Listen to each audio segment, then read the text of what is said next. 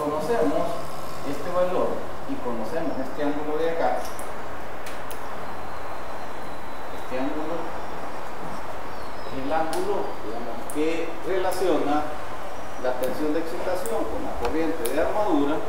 Entonces podemos aplicar, digamos, esta relación trigonométrica, digamos, para conocer esta cantidad. Entonces tendríamos, si le ponemos, por ejemplo, las referencias M, N, por ejemplo, ese segmento sería igual a I Q J X A. Ahora, este de acá, este que tenemos indicado acá, entonces podemos relacionarlo, digamos, a través de la relación del coseno de este ángulo. Entonces tendríamos más, sería IA contra XL, en contra puede salir, porque ustedes no sería coseno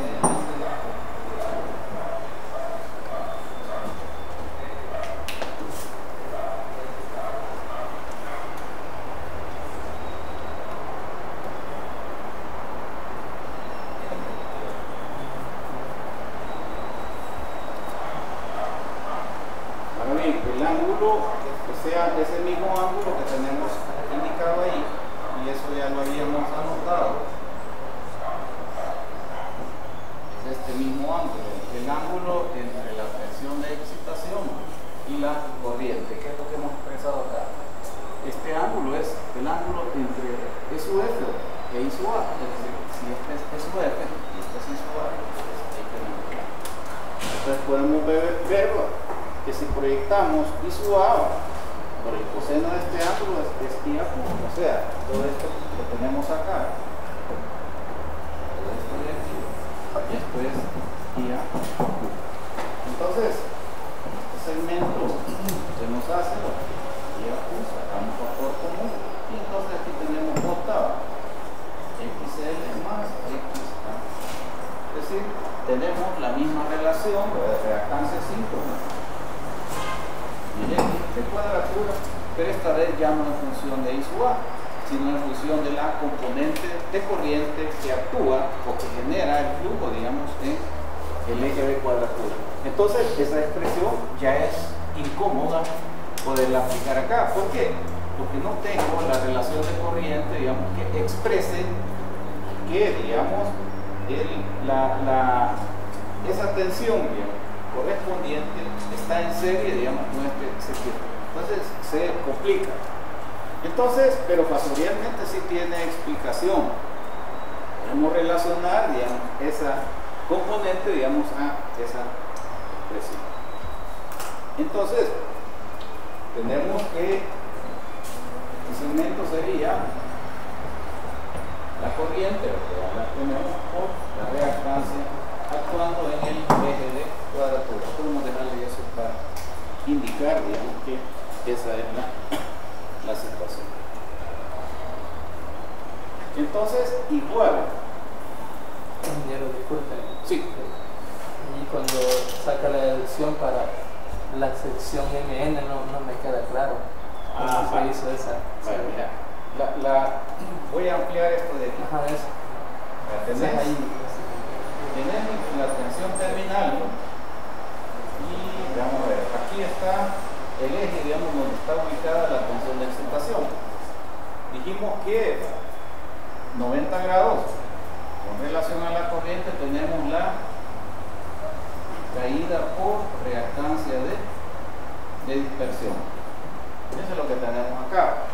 Y entonces, a partir de aquí se suman las componentes. Así, acá está esta componente, I A Q, X A Q, y aquí viene la O. Están así. Entonces yo puedo, digamos, hacer la siguiente relación. Entonces digo, bueno, voy a construirme una nueva forma, un triángulo acá, rectángulo, en este punto, aquí. Y entonces a esto, como va, es normal, esto le llamo N, ese segmento.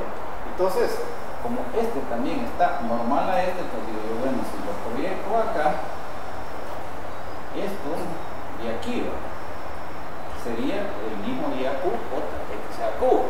Entonces solo me falta conocer este pedazo de aquí. Entonces, como ya tengo este ángulo de aquí y conozco la reactancia, entonces aplico el coseno y lo sumo. Por eso digo que es este segmento acá, que no necesita corrección, no podríamos aplicar ninguna regla trigonométrica, y el otro sí es este de acá por el coseno del ángulo.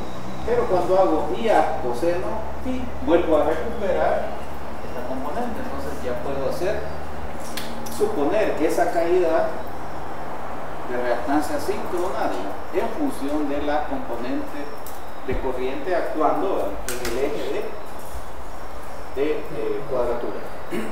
De esa manera se construye. Entonces teníamos esto. Entonces el circuito lo que hace es que se simplifica, ya no tiene este zigzagueo, porque entonces yo puedo quitar esta componente de acá, quitarla, y entonces me quedaría de la tensión terminal, observen, que es esta de aquí, directamente le sumo, voy a sumar esta tensión, que es esa de ahí, y es más sencillo, porque a mí lo que me interesa es llegar a conocer SUF.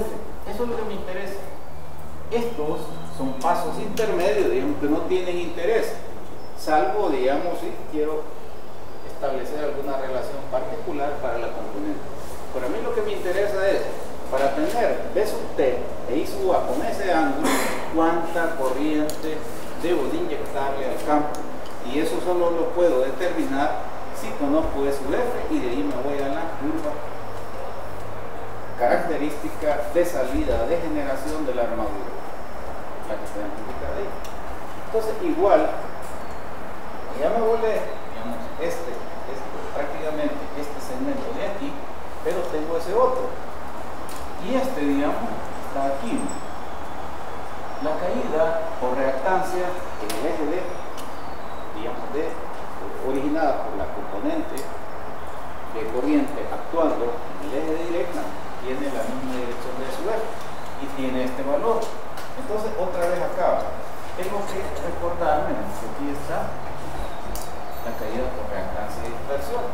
Entonces este punto, este mismo de acá, entonces aquí hay entonces la función seno, esto de acá, se obtiene como I a Q X a Q seno de este ángulo. Me da este segmento, que es el que pasa aquí. Entonces puedo sumar M con M o, por ejemplo, MO. El segmento va a ser igual a I a JXL seno el ángulo más, ¿verdad? Que no necesita ser convertido, ya de pero esto es esta componente, entonces de esa manera hemos simplificado el diagrama fasorial. Toda la teoría, el aspecto, digamos, complicado del diagrama fasorial, digamos, se vuelve un poco más simple. Entonces toda esa maraña entonces podemos expresarla a través de lo que sucede en los terminales. Esto es conocido. Por acá estarán los ejes de interés, el eje directo y el eje cuadratura. Entonces las tensiones que hemos inventado, entonces una parte aquí hacia acá, y entonces y tiene un valor, como habíamos dicho, es esa y a cubo por la reactancia síncrona, actuando en el eje de fuerza, que es el valor que tenemos indicado acá. Llamémosle, pues este es el de reacción, sería la suma de esos dos. Y entonces, este otro segmento, que es otra tensión compuesta,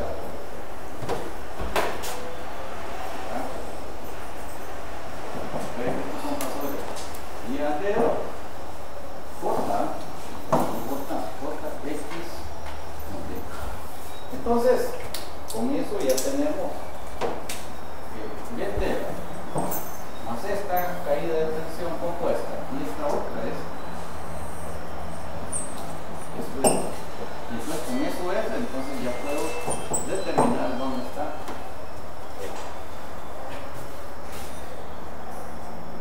este ángulo. Ya lo vamos a ver que tiene que ver con la posición o variación que tiene la armadura cuando se mueve. Ese es un ángulo mecánico. Entonces, en la medida en que le demandamos potencia o le metemos o le demandamos potencia, depende del punto donde se vea, lo que sucede es que el eje mecánico acá de la pieza polar, digamos, se desplaza y ese ángulo, digamos, corresponde, digamos, con el posicionamiento, digamos, en este caso tendríamos la máquina rotando alternador en esta dirección. Entonces, en la medida en que la máquina varía su potencia, vamos a observar que este ángulo se mueve de esta manera. Este ángulo es este mismo ángulo. Y vamos a ver que tiene que ver con la potencia. Entonces, si nosotros reconstruimos la expresión, vamos a decir, bueno, entonces a mí me va a interesar conocer SUF. ¿Por qué? Porque si conozco SUF, voy a saber qué corriente necesito en campo. Pero este es igual a este más la componente de corriente más. Y eso va a ser igual a SUF. Conocida esta cantidad, la magnitud, entonces podemos irnos. Y entonces vamos a ir a la curva normal y este valor vamos a entrar acá. Entonces ahí vamos a saber cuánta corriente vamos a tener que regular. Eso es lo que vamos a hacer. Entonces, en la máquina, digamos, esto es dinámico, está variando, pero toda esta información se transmite en el entendido de que lo que pretendemos es que esto sea constante. Entonces habrá un ajuste en estas cantidades. SUF estará variando y con los consiguientes valores de y el ángulo que ya vamos a ver que interviene en la definición de la cantidad de potencia que debemos de inyectar. Ingeniero, disculpa, una pregunta. Acá cuando mencionó lo de la curva, ¿verdad? Esta expresión es un número complejo, ¿verdad? Entonces lo que se ve en la curva sería la magnitud. Con la magnitud detrás, así es. Acordate que el fasor completo establece, digamos, una relación, pero asociada a otras cantidades. Pero, digamos, desde el punto de vista, digamos, como cantidad individual, la magnitud es la que necesitas generar. Claro, cuando la relacionas con otras cantidades, no puedes hablar solo de la magnitud, porque tenés que cumplir, digamos, con el balance de Kirchhoff. Entonces, ahí sí, tenés que considerar la cantidad completa, ángulo, magnitud y dirección. Entonces, de esa manera, entonces, se cumple, digamos, ese balance, pero de lo contrario, ¿no? Entonces, para generar esta magnitud de tensión, necesitas esta cantidad de corriente. El ángulo y las relaciones tienen mucho que ver con el ángulo de la carga. Porque si este ángulo, si se fijan acá, empieza a variar, básicamente estas cantidades empiezan también a ajustarse. Claro, ¿eso qué implica? Por ejemplo, desde que esta corriente se reduce, esto se va a disminuir. es lo que va a suceder? Este eje debe de adaptarse para hacer esto. Entonces, ¿eso qué implica? Que el primotor de la máquina que está impulsando el generador también debe de reaccionar. Es decir, no solo trabaja el regulador de tensión. El regulador de tensión, su función es mantener eso constante. ¿Y cómo lo hace? Definiendo la magnitud de eso F. Pero también la máquina, el motor de combustión interna, la turbina hidráulica, la turbina de vapor, tiene que hacer ajuste. Porque si se varía la magnitud, ¿qué es lo que estamos variando? La potencia. Eso. En un sistema trifásico. ¿Sí? Entonces, viendo los valores por fase, esto es constante. Entonces, si esto cambia, si la potencia cambia, porque no podemos decir que eso es constante, a menos que la carga sea de determinado tipo, entonces estas cantidades varían. Y entonces eso implica, esto se debe también modular. ¿Y dónde se va a modular? Es lo que vamos a ver cuando creamos un concepto de potencia. Entonces, la máquina de polos salientes establece esa relación. Y generalmente existe un procedimiento un poco mecanizado para llegar a esta situación. Entonces la máquina de polo saliente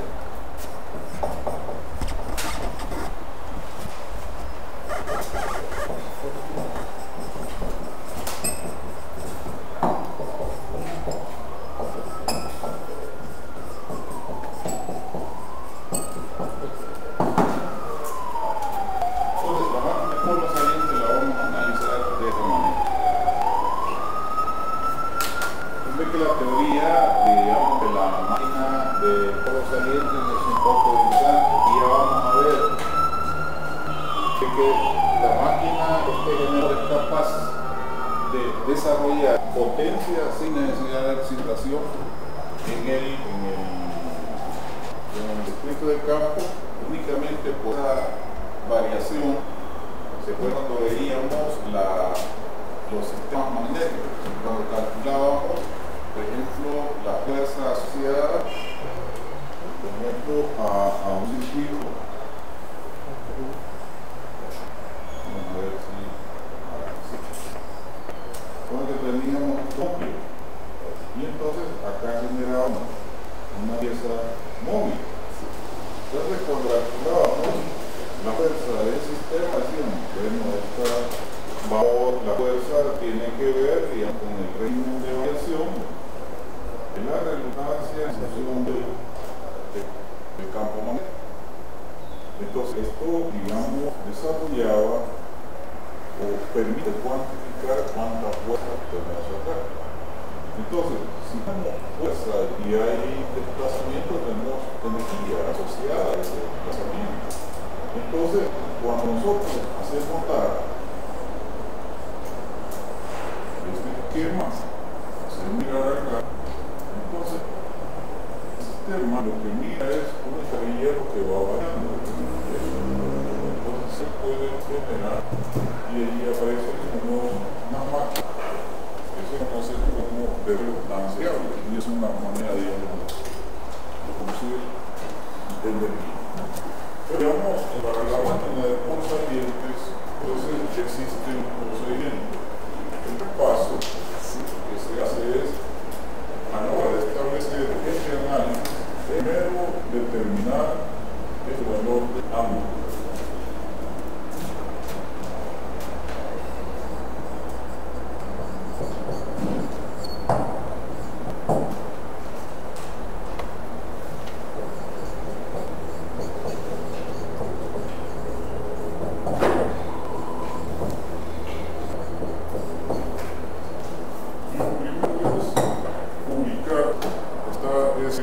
Ese pasó, el ángulo, el sentido de la doble perfecta de dirección, el desplazamiento.